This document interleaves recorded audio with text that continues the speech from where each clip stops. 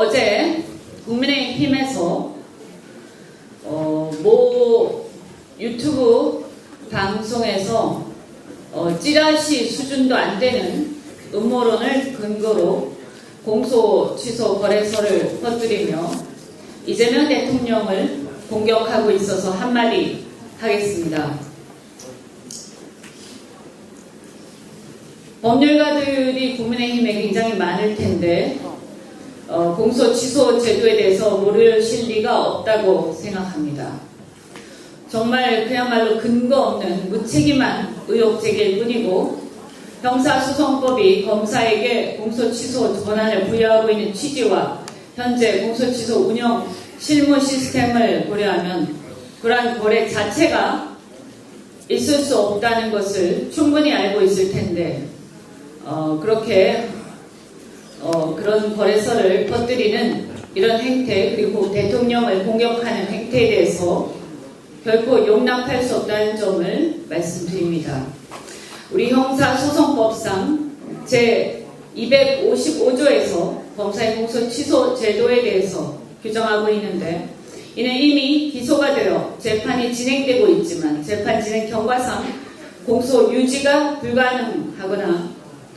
불가능한 경우 불필요한 사건 진행으로 국민의 인권이 침해되거나 사업적 역량이 불필요하게 낭비되는 것을 방지하기 위한 제도입니다.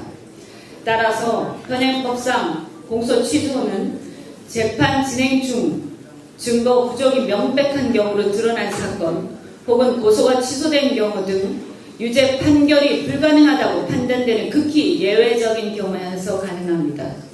또한 미국, 영국, 일본 등에서 이미 폭넓게 제도적으로 인정하고 있는 제도입니다. 검찰의 공소권 남용이 그동안 굉장히 많이 있어 왔습니다. 가장 대표적으로 최근에 법원이 판례로 인정한 것이 바로 서울시 공무원 간첩 사건입니다. 이렇게 검찰이 공소권을 남용해서 기소를 했는데도 불구하고 공소 취소를 제대로 하지 않을 경우에 대법원 판결이 확정되어서 최종적으로 무죄가 확정되거나 혹은 재심으로 최종적으로 뒤집힐 때까지 그 피고인은 끝까지 수년간 고통을 당하는 게 맞다는 얘기입니까? 공소 취소 제도를 제대로 알지도 못하면서 거래소를 운운하는 사람들은 고개를 숙이고 자숙해야 할 것입니다. 인권에 대해서 알지도 못하면서 어떻게 이런 고통받은 사람들에 대해서 무시하고 이런 얘기를 할 수가 있습니까? 따라서 검찰의 공소 취소가 일부 검찰 간부와의 거래로서 이루어진다는 이런 것은 앞서서 있었던 수많은 검찰의 공소권 남용에 대해서 무시하고 간과하는 정말 이루 말할 수 없는 잔인한 얘기다. 뻔뻔한 얘기다라고 얘기하지 않을 수 없습니다.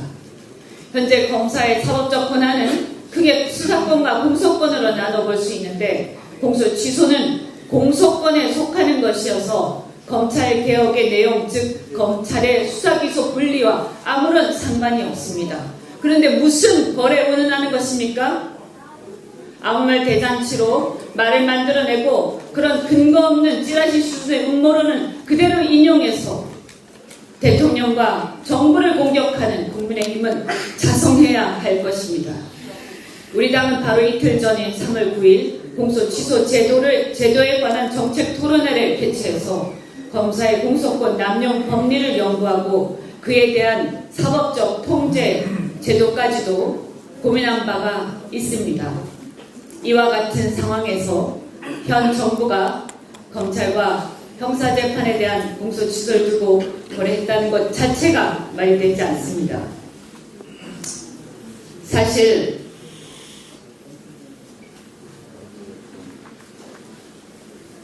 얼마 전 여기 인천 출신의 송영길 전 대표 무죄 선고를 받은 바가 있습니다. 윤석열 검찰에 의한 무죄 기소가 되어서 굉장히 고생을 많이 했죠. 위법 수집 증거에 의한 기소였습니다. 이것도 역시 공소권 남용인데요. 이런 피해 사례가 얼마나 심각합니까? 이에 대해서 국민의힘은 석고 대제해도 모자랍니다. 어디 큰 소리 치는 겁니까?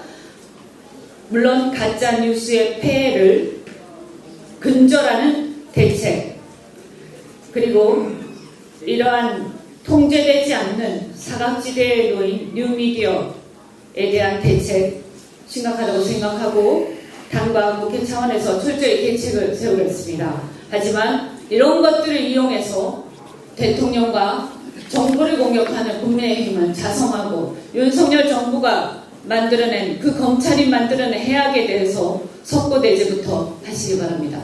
이상입니다.